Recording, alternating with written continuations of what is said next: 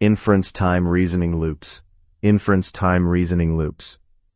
Inference-time reasoning loops are when an AI model revisits and refines its own intermediate outputs during inference to produce a more accurate final answer.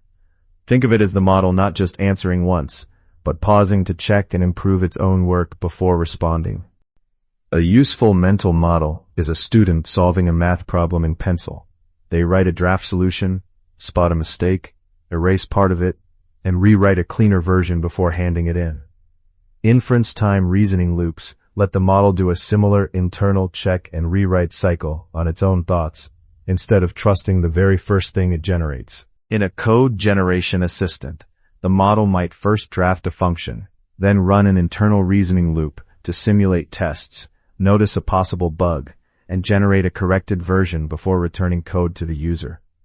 This idea is related to inference optimization, where we trade a bit more compute during inference for higher quality, more reliable outputs.